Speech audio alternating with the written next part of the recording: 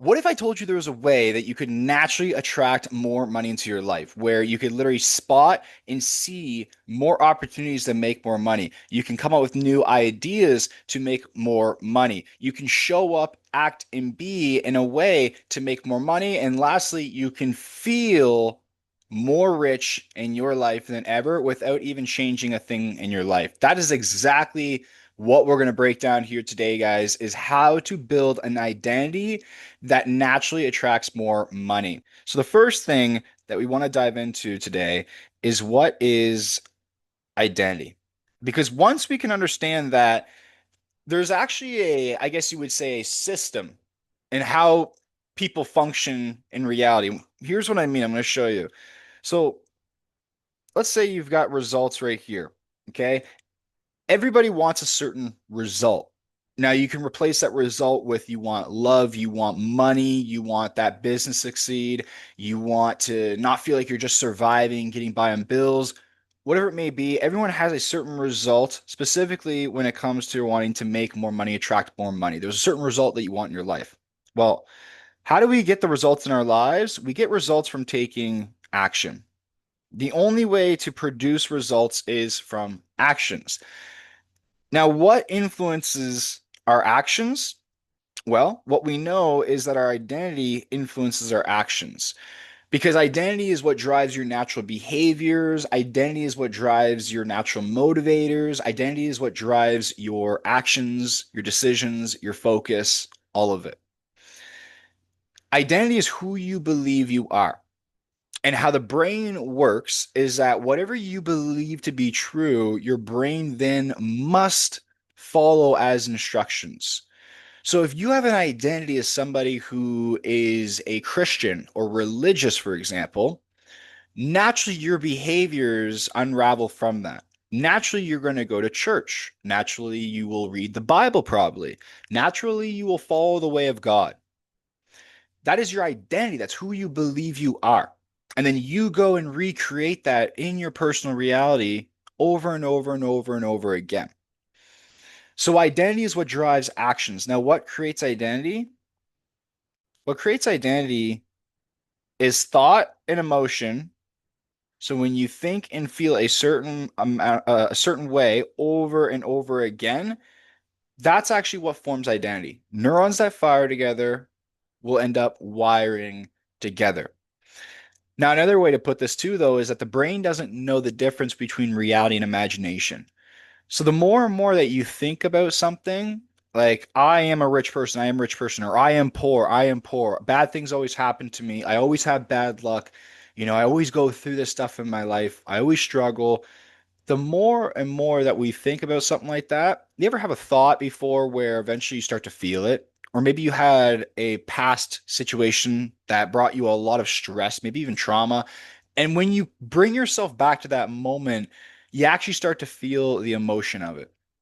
That stress, you start to feel yourself panicking a little bit, breathing, your chest gets a little heavy. The reason why is because you're actually experiencing that in real time. When you think and feel that, your body reacts to that. You genuinely experience that situation again. Your body goes through it again. So the more and more that we think about something and we feel it, emotion is a huge piece to it, and we genuinely feel it, the more and more we do that, we start to believe in it.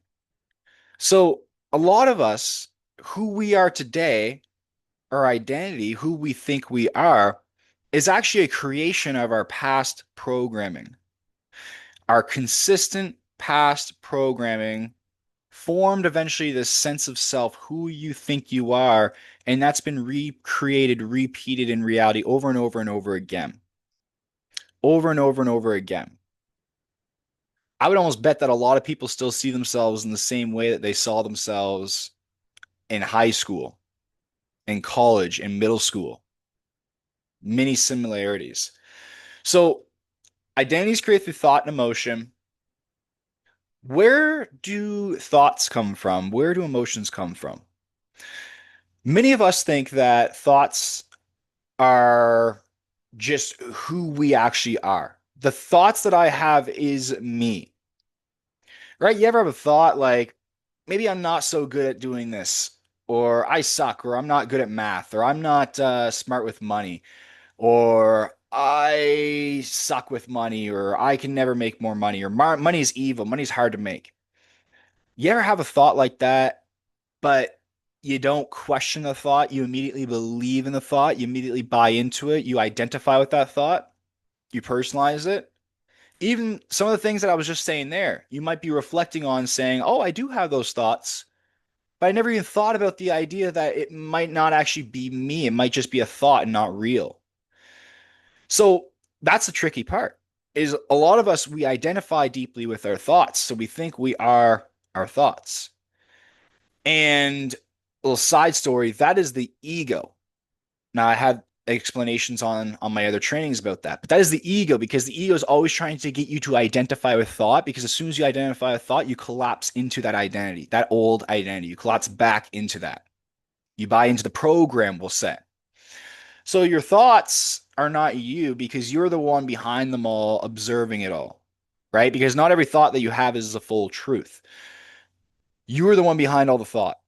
Thoughts are just random, they're just coming into your mind, but it's not you, it's not the whole you, right? You're the one who's behind it all, listening, hearing, seeing, having the thought come in.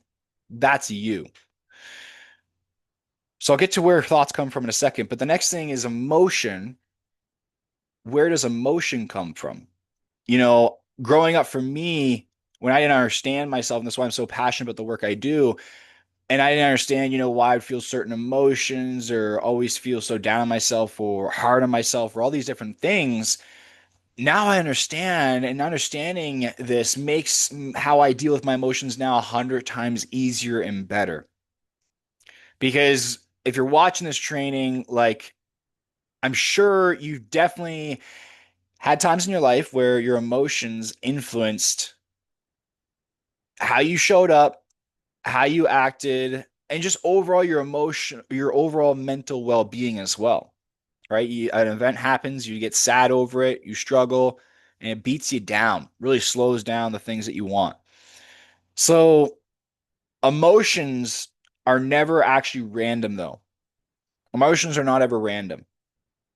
So that's the first like aha moment that feels awesome because if you ever constantly feel sad or upset or struggle with your emotions, now you know that they're actually a signal, they're a messenger.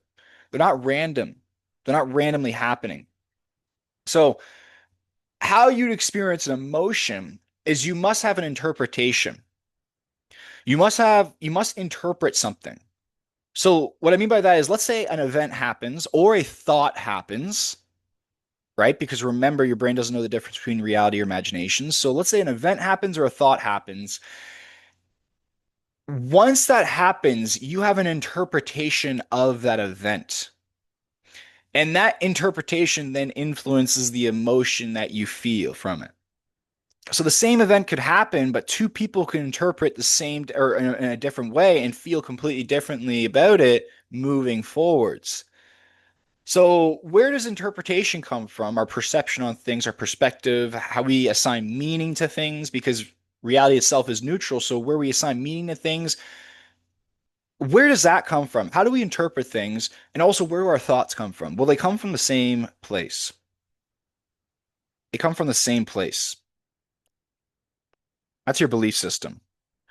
Your belief system is the root of it all. And this is all going to connect here soon if you're serious about building an identity that naturally attracts more money. So, our belief system runs the entire show. So, if you want to attract more money into your life, we need a new identity. And the only way to get a new identity is to change our belief system. So, that is the first rundown on why, or how, I guess you could say, how that by changing that identity, by changing the identity, we can naturally make more money, we can attract more money. Here's an example before we move on. Let's say you take two people. So you have two people, and the goal is to lose 30 pounds. One of the people have an identity of an athlete. Okay. The other person has an identity of someone who is, we'll say, overweight. Okay. And they have the habits of someone who's overweight. They naturally take action similar to somebody who's overweight. Okay. Their behaviors, decisions, eating patterns, all of that connect to the identity. And then the athlete is the other person, the other identity. And they both have a goal to lose 30 pounds. Who is going to lose 30 pounds faster? The person with the identity of somebody who is overweight or the person with the identity of somebody who is an athlete? The athlete is going to get there in record timing. And when they get there, when they get to this result, what are they going to do? They're going to reconfirm who they already believe they are, an athlete. And the overweight person is maybe they might get there, but even if they do, I mean, 90% statistically, 90% of the time, they're going to revert back and gain that weight back to the same old identity. And the reason why is because, again, identity drives your action, your focus, your decisions. Identity must reconfirm itself in reality. It's its job. Think of your identity as this is your safe zone. So, like a thermostat, right? So, let's say you have a thermostat and it's set at 70 degrees and it rises to 90 degrees. Now, when you think about your body and how you function, think of it like this, okay? My identity is at 70 degrees. I'm right now accomplishing more and more and more success in my life. I'm handling more money and making more money, but my belief systems, my identity around money is at this certain level here below. What happens when you start to make more and you start to do more, the thermostat rises to 90, is that it becomes unsafe. It becomes unsafe because that now new reality, those new results is unpredictable. It's not common. It's not comfortable. It's not safe. So what happens then is that your nervous system, your body, and even your brain, you literally start to reject it. You start to reject it and throw it away. And this is what I call identity mismatch. Okay, this is kind of the pattern. So there's one, two, three, four steps to this. And let's say this down here is your baseline. So this is your identity baseline. Let's say your identity baseline is 10,000 per month, just for an example. Okay. And maybe for you it's 2K per month, maybe it's $500 per month, maybe it's $50,000 per month, whatever it may be. Let's say for example it's 10K per month. What's going to happen eventually is like there's something inside you, and that's why you're here today, that's pushing you to want to go make more, to attract more money in your life. And eventually, this push, this inner push, is going to motivate you to take different sets of actions, okay? Decisions. And with those new actions is going to come new results. So maybe you're showing up more, you're putting in more work hours, you're doing more, and you're starting to get more results. What happens once you start to get more results is this. Is an identity mismatch. And the reason why is because this is the identity baseline. This is what's safe underneath this level. But you up here in this section, this is unsafe. This is the no-go zone. This is not predictable, and your brain is a prediction machine. It's always trying to predict reality. It wants you to be safe and secure. That's why we live 95% of our lives in our subconscious mind, where it's almost on autopilot, it's automated, because that is the machine, how we function. So we're just continuously showing up in the same way, thinking the same thoughts, feeling the same way, similar actions. We don't really change too much over time. So that's the identity mismatch is when you do start to change and this anxiety, this fear, this overwhelm starts to pop up. The shakenness starts to pop up. It's uncomfortable. And then what happens for most of us, what happens most of the time, let me choose a different color, is then we fall into self-sabotage. And I believe there's like four ways of self-sabotage, four common ways. But we start to self-sabotage. Maybe for you to slow down. Maybe you overthink decisions. Maybe you lose confidence on sales calls. Maybe you randomly stop posting. Maybe you give up. Whatever it may be, self-sabotage happens. And then the self-sabotage slowly brings us back to the baseline, where you go back to making the same amount of money, experiencing the same financial hardships over and over and over and over again. Why does this happen? It's because you're trying to make changes. The body, the mind does not like change. So it tries to do things to get you to retreat back to the old zone. The things it does, though, are so tricky. They can be so tricky if we don't understand how this all works that we buy into it, we give into it, and we fall back every single time. Things like, for example, believing in the thoughts that you have. Things like letting your emotions control your life and bring you down over and over and over again. Things like crippling self-doubt, anxiety, or lack of self-belief, lack of self-worth that keeps you in a prison that you don't even want to be in. Things like that. That's what drags us down. It's not the fact that you don't have enough resources, time, you're not good enough. Like, that's the common stuff people say on why they can't make money. But guess what? It's like when you think those thoughts, when you say those things, who's that helping at the end of the day? That's helping you stay in the exact place you don't even want to be in. So why continue to think and be that way? Especially now that you know that the way that you perceive and interact and the results that you get in your reality is a direct reflection of your core belief systems. So yeah, of course, if you believe you're poor, if you believe that money's hard to make, if you believe that you're not good enough, if you believe that it's not possible to get out of poverty, to make more money, to whatever it may be, of course you're experiencing that. Of course, you're experiencing that over and over again. Of course, that is the results that you're getting in your life. Your brain's just doing its job, which is trying to reconfirm what you already believe to be true. So you might be in a crappy situation right now that you don't prefer, and maybe that's because of your past. Maybe that's the family that you were brought up into. But guess what? You also got with that family that you're brought up into is the same programming as them. You get the same programming, or maybe society programmed you in a certain way, or your culture, your environment programmed you in a certain way. And that's the reality that you're living in. But that doesn't mean it's going to be permanent, and it has to be permanent. And it doesn't mean that's always the way it is. And also remember that it's not full truth. Truth of the capital T. It's true to you personally, but it's not full truth. I bet you know other people who have been in your situation or worse but have gotten out and made something incredible for themselves, a major success. There's many people like that. I think his name is E.T. I don't want to get his Eric something. Unbelievable motivational speaker, E.T. He made that very famous speech about the your person drowning in water. About he talked to this guy talked to a guru and he said, if you want to be successful, meet me at 4 in the morning. And they walk out on the beach and he dumps his head underwater and he's almost drowning. Then he lets him back up. And he said, when you want it as bad as you want to breathe, then you'll be successful.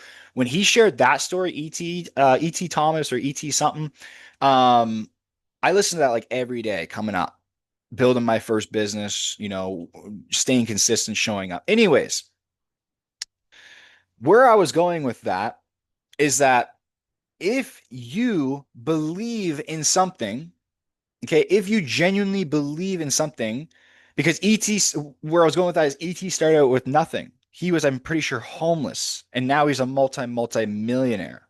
Started from the worst of the worst. He started from the complete bottom and built himself into something amazing. So that's evidence right now that it can be done.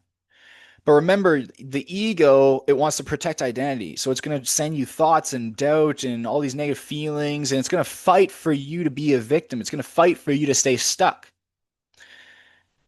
And what we have to realize here today is that you're the one behind that mask. You're the one behind it all who's observing it all. What's happening though is that we keep reacting and jumping and getting stuck in that same old identity over and over and over and over again. And that's why we get the same results and we struggle the same with money. It's just the program that's playing out. So if you want to change that, okay, if you want to change that, it starts within. And the first step is awareness. Awareness to what is, realizing that, hey, this is actually how I've been thinking and functioning. Like, it feels so uncomfortable, but like this, I notice that is my identity of a poor person, of somebody who can't have it all, or somebody who's not worthy or deserving, or somebody who only makes this much money, or believing that money's evil or money's bad, or all these disempowering things around money and success. I realize that that is a part of my programming now. That's the first step. And now, so I just want to do a quick recap before we keep moving on here, guys. So far, we're talking about to build an identity that naturally attracts more money is we broke down what identity actually is. So we're understanding what is identity, how does it function, how is it? We talked about the core root, which is your belief systems. We talked about how the brain works when predicting reality and recreating things. We talked about the identity examples. Okay, we talked about the identity mismatch, finding your patterns. So I think you're clear now on how identity runs the show. So now let's dive into some ways that we can catch our limiting money identity, our blocks. So the first thing that you can do is you can have awareness around your patterns. So you can literally draw out. So we'll say one, find your pattern. So you can draw out and fill in the blank if you'd like. And the first thing is who I believe I am right now. So your identity. Identity baseline. If you don't know what your identity baseline, it is basically your current results or who you think you are, who you think you are, slash how. So maybe right now that is like money equals evil. My identity baseline, I feel or I think that money's evil, that money equals hard to make. That I make right now, let's say 10K per month. Okay. And then find the patterns. So when you get angry, when you get upset with yourself and you want to change your life and you start to act and show up a different way, get clear on what that is, your actions. And then start to write down also the results. So maybe you start to make a little bit more money. Maybe opportunities to make more money is popping up in your life. Maybe you're breaking a plateau in your business temporarily, booking more sales calls. Results are speeding up. And then the identity mismatch. What is it that you feel before you self-sabotage? So before you start to self-sabotage and go backwards, what is usually happening at this time? After you get over this high of doing better, getting more success, more progress, what happens before you start to slow down?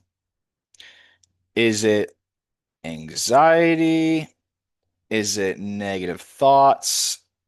Do you start to literally slow down?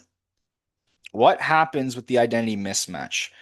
Okay, what I mean by this is think of, okay, this is how I should act or continue to act and be, but I'm starting to do this differently. I'm starting to show up this way, and that's not aligned.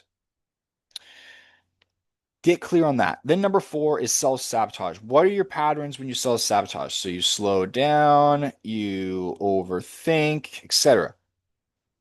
That's the first thing that you can do is you can identify the pattern. Okay. The second thing that you can do, the second thing is the vision. Okay. We'll call it the vision gap. Okay. What does your goal self look like, act like, feel like? What are they doing? So the results, how they think, how they feel, right? The routine, and then now. Results, routine, actions, think, feel, etc. Then what you want to do is you want to find the gap. What is different? What actions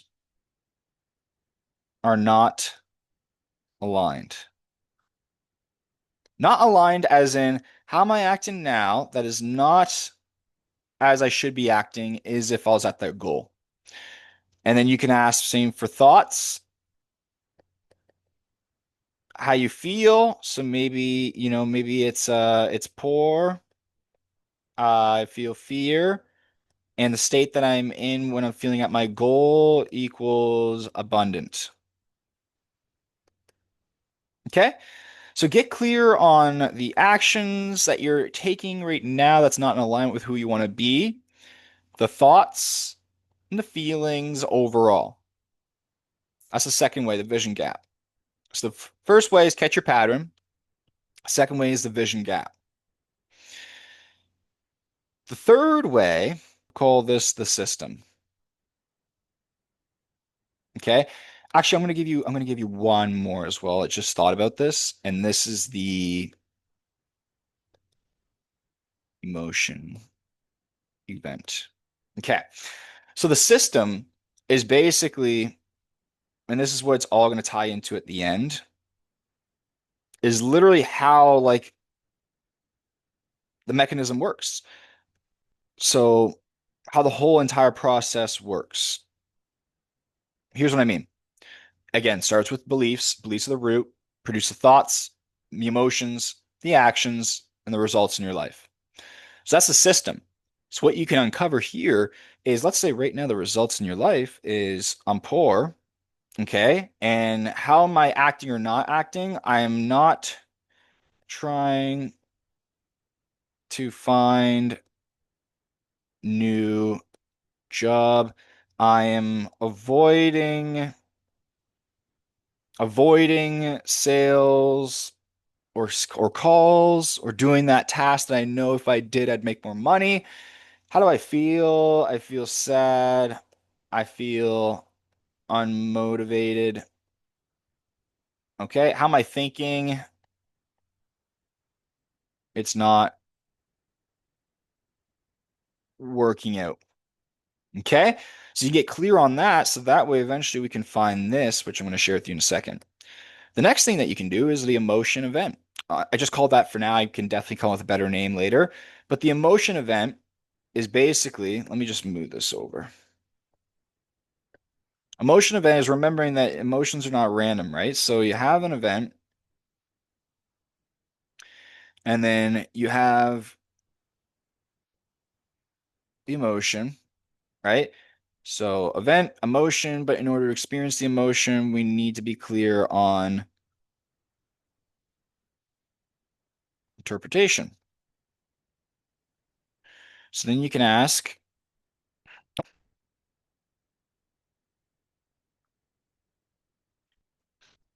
okay, so you can do this. Write down the emotion that you feel, the event that happened. Maybe you're thinking about something, a situation, you're experiencing something, and then you want to get clear on the interpretation. Ask yourself, how would I have to feel, or how would I have to see this event right now to be feeling this way about it?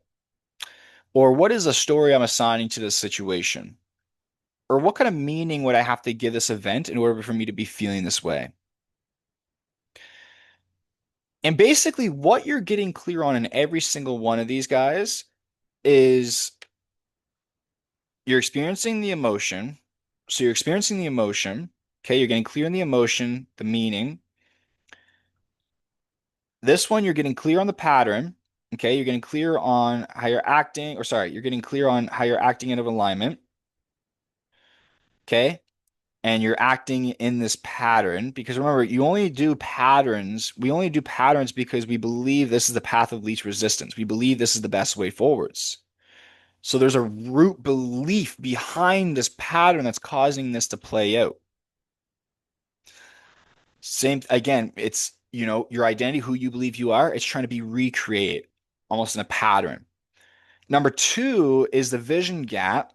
This is when you vision who you want to be, how you want to be compared to who you are now. You can find the gap, the difference between it. And in that gap is the identity difference because that gap is made up of different actions, routines, thoughts, feelings, emotional states. So there's an identity conflict there. There's an identity gap. So I want to get clear on the actions that are out of alignment, the thoughts or the feelings, because it's all putting together into the system. And the system is basically as so. Okay. Find that limiting action, pattern, emotion, or thought, and then you find the limiting belief. And as soon as you change the limiting belief, eventually in time, the result changes as well. So if you have an identity right now as somebody who's stuck at a certain income, or somebody who's not worthy of more success, or somebody who, let's say, you're stuck in a pattern or self-sabotage, you spend all your money unconsciously and you don't know it, or you have beliefs that money is super hard to make and stressful to make, and you're always stressed out about money and struggling to make money and working your guts out, that's a system. Because none of those things that I just said are universally true. You can win the lottery tomorrow. That doesn't mean money equals hard to make, right? You scratched off a lotto ticket and you won. That was super easy. Boom, conflicting belief, right? Boom, I realized that that's not actually true. If success meant super hard work, then concrete workers would be the most successful people in the world, right? Financially, if we're talking about financial success, but they're not.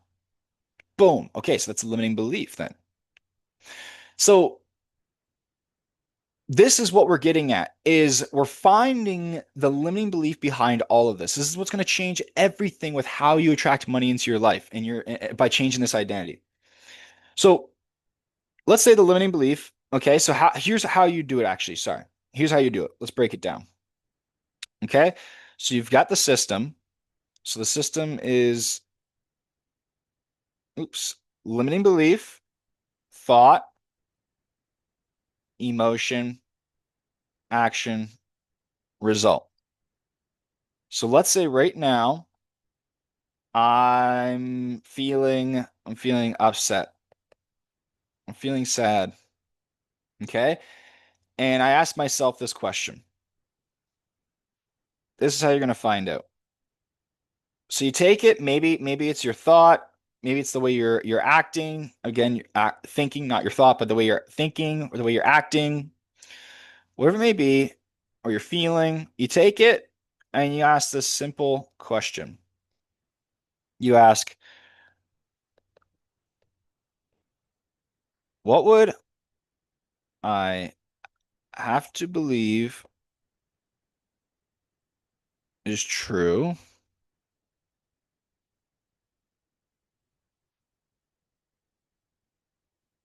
or it could be the world. What would I have to believe is true about myself or the world to be? What would I have to believe is true about myself, or it could be about the world, depending on the context, the situation, to be feeling this way right now, or to be acting in this way right now, or to be thinking in this way right now? And when you ask that question, the limiting belief pops up to the surface. Okay, so I am feeling upset and sad right now. All right, I'm trying to make more money. I am taking action. Okay, I'm taking action. I'm trying to make more money. I'm feeling really upset and sad right now. Well, what would I have to believe to be true? There's not enough for me. If somebody believed that there's not enough money out there for them, how do you think they'd feel? How do you think they'd think? They're going to think in a way where it's like, well, I never have enough. I'm always tight. Things are hard for me. I'm poor. They're going to feel pretty upset, perhaps feel upset, we should say.